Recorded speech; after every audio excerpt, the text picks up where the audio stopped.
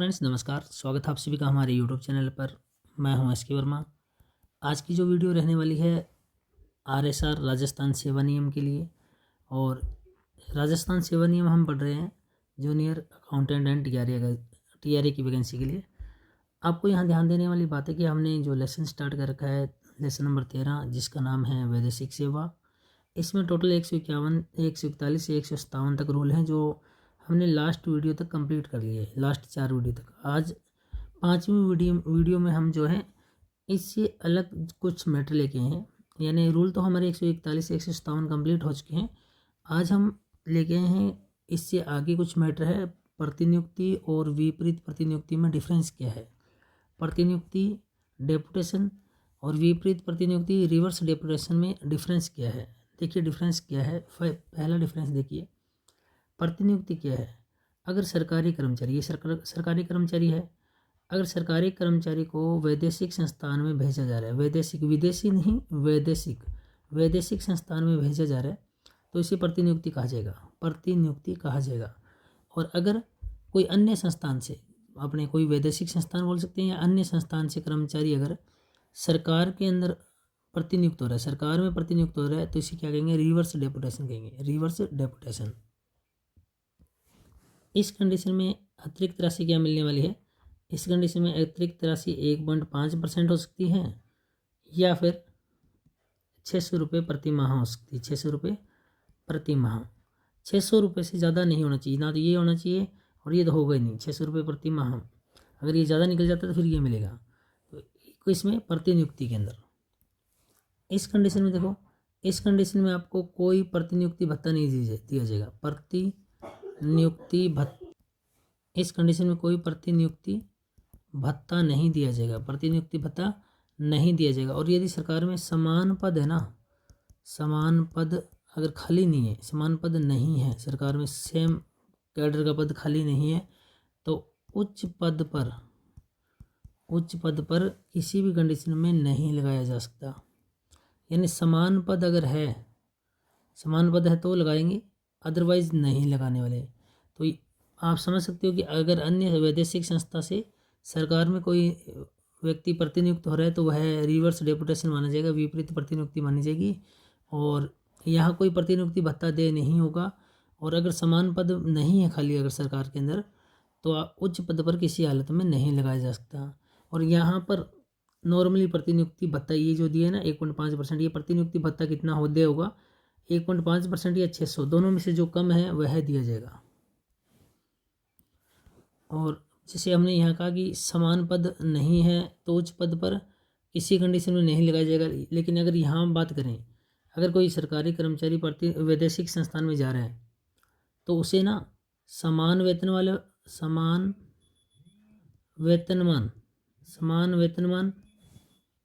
या उच्च वेतनमान के पद पर लगाया जा सकता है, उच्च वेतनमान के पद पर लगाया जा सकता है। यहाँ पर सरकारी कर्मचारी को 3 नंबर में देखिए, सरकारी कर्मचारी को छूट दी गई है कि उसे कोई भत्ता अगर लेना है, मान लो कौन कौन सा भत्ता, अगर उसको कोई टीए लेना है, एचआरए लेना है, सीसीए लेना है या मेडिकल लेना है, इनमें से कोई भी अगर भत्ता लेना है तो इस कर्मचारी को छूट है, सरकारी कर्मचारी को, चाहे तो जहाँ से उसको बेनिफिट मिले, अगर उसको बेनिफिट मिल रहा है सरकार से तो वह सरकार से ले सकता है। और उसको अगर बेनिफिट मिल रहा है, वो कह रहा है कि मेरे को बेनिफिट मिल रहा है वैदेशिक नियोजक से, वैदेशिक संस्थान से, तो वहाँ से ले सकता है। वैदेशिक नियोजन बोल दो, नियोक्ता बोल दो, जहाँ से भी उसको बेनिफिट मिल रहा है ना वहाँ से ले सकता है। लेकिन इस कंडीशन में, रिवर्स डेपुटेशन की कंडीशन में, यहाँ फिक्स है टीए, एचआरए, सीसीए, मेडिकल, यहाँ पर सरकार द्वारा दे होंगे, सरकार द्वारा दे होंगे, इसकी इच्छा नहीं चलेगी, सरकार द्वारा दे, ये ध्यान रखना। नेक्स्ट देखो, नेक्स्ट प्रतिनियुक्ति अवधि, प्रतिनियुक्ति अवधि, प्रतिनियुक्ति अवधि की बात करें, प्रतिनियुक्ति अवधि, तो इस कंडीशन में इस कंडीशन में प्रतिनियुक्ति अवधि किसी भी हालत में जो मेन तो 4 वर्ष रहेगी, यानी नॉर्मली प्रतिनियुक्ति अवधि 4 वर्ष ही रहेगी। विशेष परिस्थिति में 1 वर्ष बढ़ाई जा सकती है वित्त विभाग की अनुमति से, और मैक्सिमम 10 वर्ष की प्रतिनियुक्ति की जा सकती है। डेपुटेशन का मैक्सिमम टाइम 10 वर्ष है, वो भी बीच में 4 वर्ष या 5 वर्ष होने पर 3 वर्ष का गैप होना चाहिए वापस, मतलब 3 वर्ष मूल डिपार्टमेंट में काम करके आए फिर वापस स्टार्ट करेगी, ये नहीं कंटिन्यू 10 वर्ष मिलेंगे। यहाँ भी मैक्सिमम 10 वर्ष है, यहाँ भी मैक्सिमम कितने वर्ष है, 10 वर्ष है। यहाँ पर पेंशन की बात करें अगर, ये 4th नंबर था शायद, हाँ, पेंशन की बात करें, डेपुटेशन में प्रतिनियुक्ति में पेंशन सरकार देगी, सरकार पेंशन भुगतान कौन करेगा, सरकार करेगी। यहाँ पर पेंशन का भुगतान कौन करेगा, यहाँ पेंशन का भुगतान मूल संस्थान जो भी होगा जहाँ से उसे सरकार में वो आया है, मूल संस्था जो भी है वहाँ वो पेंशन को क्या करेगी, पेंशन का भुगतान करेगी। अब बात करें पेंशन अंशदान का भुगतान, पेंशन अंशदान का भुगतान तो पेंशन अंशदान का भुगतान यहाँ कौन करने वाला है, यहाँ पेंशन अंशदान का भुगतान वैदेशिक नियोक्ता किसको करेगा, वैदेशिक नियोक्ता सरकार को करेगा, सरकार को करेगा। और यहाँ उल्टा हो जाएगा, यहाँ सरकार जो है पेंशन अंशदान का भुगतान किसको करेगी, जिस संस्था से व्यक्ति आया है उस संस्था को। ठीक है, नेक्स्ट 7 नंबर डिफरेंस देखिए, यदि मान लो अवकाश वेतन या ये कह सकते हैं सेवानिवृत्ति अगर मान लो डेपुटेशन पर हो तो 300 PL तक का पैसा जो है ना वो वैदेशिक सेवा वाली संस्थान देगी। यहाँ सेवानिवृत्ति का जो टाइमिंग होगी ना, सेवानिवृत्ति की टाइमिंग उससे 1 माह पूर्व वापस भेज देंगे, सरकार अपने पास नहीं रखने वाली, 1 माह पूर्व वापस भेज देंगे वहीं जहाँ जिस संस्था से वह आया है। ठीक है भाई, ये कुछ डिफरेंस थे किस किस के बीच में, प्रतिनियुक्ति और विपरीत प्रतिनियुक्ति। प्रतिनियुक्ति में क्या है, सरकारी कर्मचारी कहाँ जा रहे हैं, वैदेशिक संस्थान में। विपरीत प्रतिनियुक्ति यानी रिवर्स डेपुटेशन में क्या है, अन्य संस्था से व्यक्ति कहाँ रहे हैं, सरकार में। यहाँ पर प्रतिनियुक्ति भत्ता कितना दे होगा, 600 रुपये या 1.5%, इससे ज़्यादा नहीं होगा। और यहाँ समान वेतनमान और उच्च वेतनमान दोनों पर जा सकता है। रिवर्स डेपुटेशन में क्या होगा, प्रतिनियुक्ति भत्ता मिलेगा ही नहीं, और समान पद नहीं है तो उच्च पद पर नहीं लगाया जा सकता है। अन्य जो भत्ते हैं, टीए है, HRA, CC है, मेडिकल है, वो डेपुटेशन में किसके द्वारा दिए होंगे, जहाँ मतलब कर्मचारी को अच्छा लगे, जहाँ बेनिफिट मिलेगा, बेनिफिट मेन चीज़ है, बेनिफिट देखा जाएगा। ठीक है, और यहाँ सिर्फ सरकार द्वारा जो तय है, रिवर्स डेपुटेशन में सरकार द्वारा तय जो है भत्ते वही मिलेंगे। प्रतिनियुक्ति अवधि डेपुटेशन में नॉर्मली 4 साल होती है, वित्त विभागीय सहमति से 1 साल बढ़ाई जा सकती है, और मैक्सिमम 10 साल टुकड़ों में, ये नहीं कि 1 साल, दोनों के एक बार 4 साल पूरे कर लें या 5 साल पूरे कर लें, उसके बाद 3 ईयर का गैप होना चाहिए, वापस राज्य सरकार में आए, सर्विस करे, फिर वापस जा सकते हैं। पर हाँ, अधिकतम कितनी हो सकती है, 10 साल, यहाँ भी अधिकतम 10 साल। यहाँ पेंशन कौन देगी, सरकार देगी क्योंकि सरकार से गया है। यहाँ पेंशन कौन देगी, अन्य संस्था, क्योंकि अन्य संस्थान से आया है। पेंशन अंश का भुगतान कौन करेगा, विदेशी नियोक्ता करेगा, किसको करेगा, सरकार को। यहाँ पेंशन अंशदान का भुगतान कौन करेगा, यहाँ तो कौन, वैदेशिक नियोक्ता करेगा पेंशन अंशदान का भुगतान सरकार को, यहाँ सरकार करेगी किसको, संस्था को।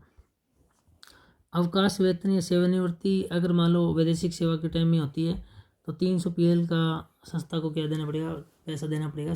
ठीक है, और यहाँ तो सरकार सेवानिवृत्ति से पहले उसको भेज देती है, 1 महीने पहले वापस संस्थान में, सेवानिवृत्ति से 1 माह पूर्व वापस भेज देंगे, ये सरकार वाले नहीं रखने वाले हैं। तो ये डिफरेंस था कुछ। ये वीडियो चल रही है स्पेशल फॉर RSR वैदेशिक सेवा, 13वां चैप्टर है, 5वीं वीडियो है। लास्ट वीडियो तक हमने ये इसके रूल्स पढ़ लिए थे, एक नज़र डाल लेते हैं। लास्ट वीडियोज़ अगर आपने नहीं देखी है तो देख लीजिएगा, इसी वीडियो के डिस्क्रिप्शन में लिंक दिया हुआ है प्लेलिस्ट का, आप क्लिक करके सारी वीडियोस देख सकते हैं।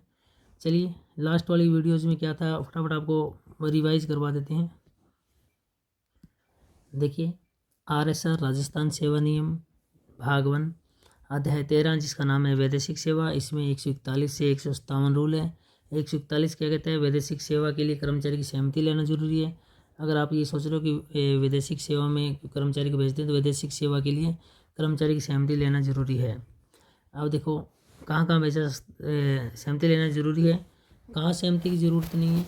अगर राज्य सरकार द्वारा नियंत्रित सेवाओं में अगर जा रहा है तो सहमति की ज़रूरत नहीं है। पंचायत समिति या जिला परिषद में कोई सहमति की ज़रूरत नहीं है। अभी तक आपने हमारे YouTube channel study with SK Verma subscribe नहीं किया तो पहले सब्सक्राइब कर लीजिए। चलिए अब आगे हमने पढ़ा था रूल नंबर 122। 122 रूल नंबर क्या कहता है, रूल नंबर 122 कहता है, सॉरी 122 क्या 142, ये 141 था। 142 क्या कहता है, वैदेशिक सेवा में स्थानांतरण कब किया जाता है, जब कोई ऐसा कार्य हो जब लोकहित का हो, भेजना जरूरी है, या ऐसा कार्य जो संचित ऐसी संस्था है जो संचित निधि से ही जहाँ से सैलरी मिल रही है तो वहाँ आराम से भेज सकते हैं, क्योंकि पंचायत समितियों में भेजेंगे, क्योंकि पंचायत समितियाँ जिला परिषद पेमेंट संचित निधि से जा रहा है तो भेज सकते हैं। 143 क्या कहता है, अवकाश के दौरान वैदेशिक सेवा में स्थानांतरण पर वेतन आदि का भुगतान कब किया जाएगा। तो वही बात है कि जिस दिन आप वहाँ पहुँच गए उस टाइम आपका इसमें अवकाश के दौरान वैदेशिक सेवा में स्थानांतरण वेतन आदि का भुगतान, तो मतलब ये कह रहे हैं कि अगर आप छुट्टी पर भी है ना, अवकाश के दौरान भी है तो भी आपको वैदेशिक सेवा में भेजा जा सकता है। 144 कहता है, सपोज करो आप 144 क्या कहता है,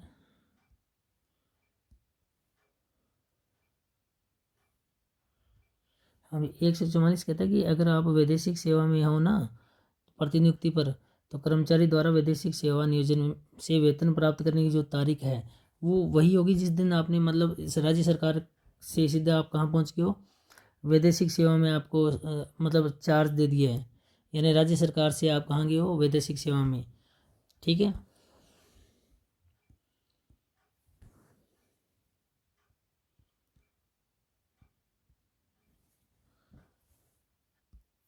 तो देखिए, यानी अगर वैदेशिक नियोक्ता को आपका चार्ज हस्तांतरित कर दिया तो उसी दिन से आपको वैदेशिक नियोक्ता क्या दे देगा, पेमेंट देना शुरू कर देगा उस तारीख से।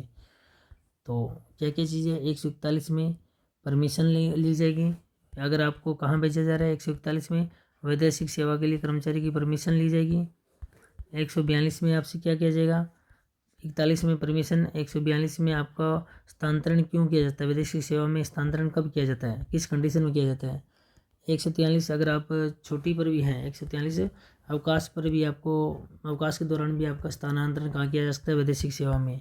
और चौथा, आपको वैदेशिक सेवा में अगर आप प्रतिनियुक्त हो गए हो तो सैलरी कब से मिलेगी, वेतन का नियोजन, वैदेशिक नियोजन से वेतन प्राप्त करने की तारीख क्या होगी, तो जिस दिन आपको चार्ज हैंड ओवर किया जाएगा आपको उधर, मतलब यहाँ से एक तरह से रिलीव कर दिया गया है तो उसी दिन से आपको उधर से क्या मिलने लग जाएगी, वैदेशिक नियोजन से सैलरी।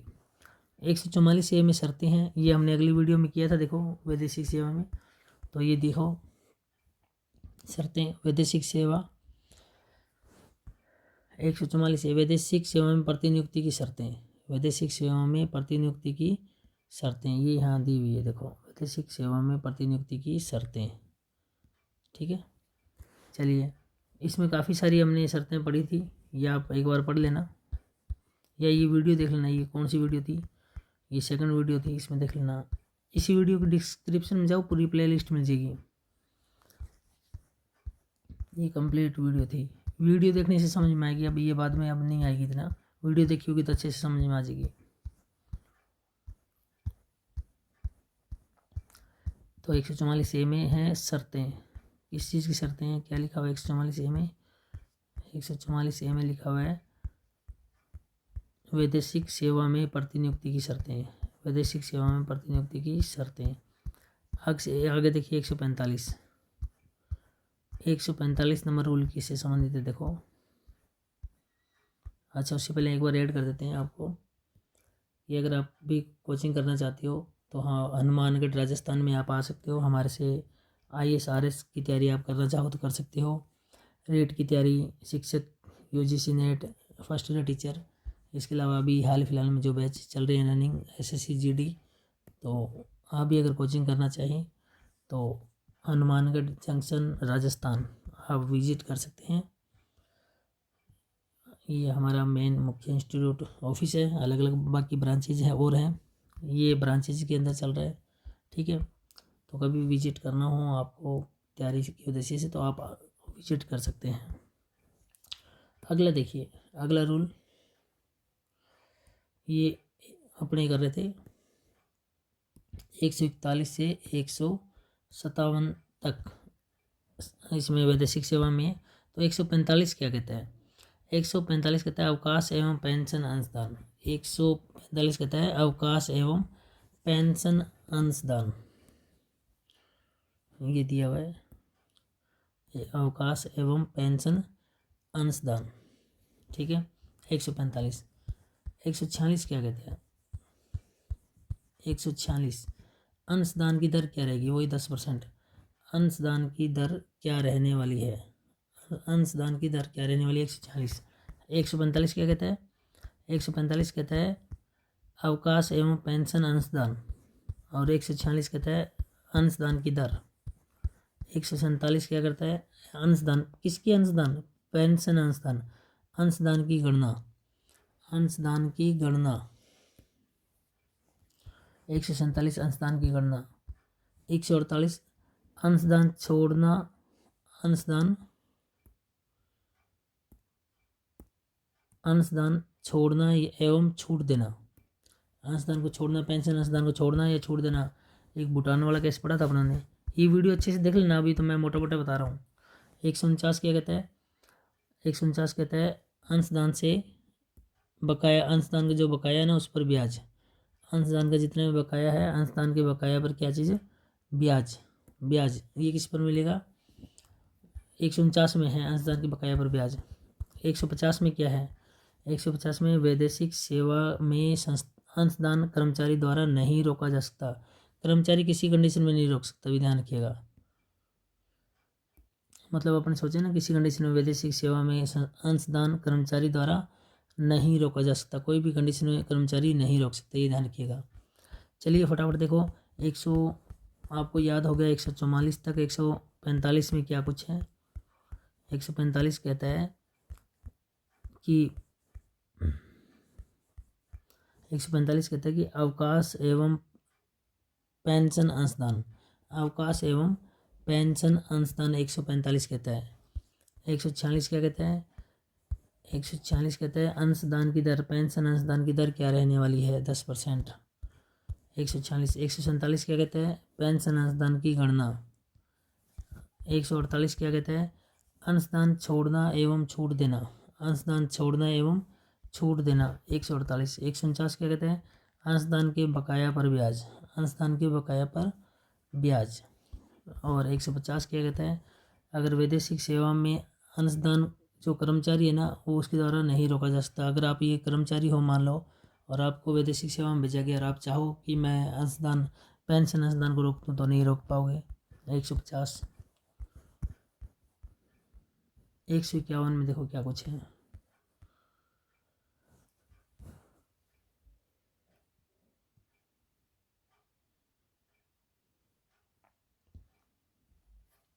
हाँ भाई, 151 में क्या चीज़ है?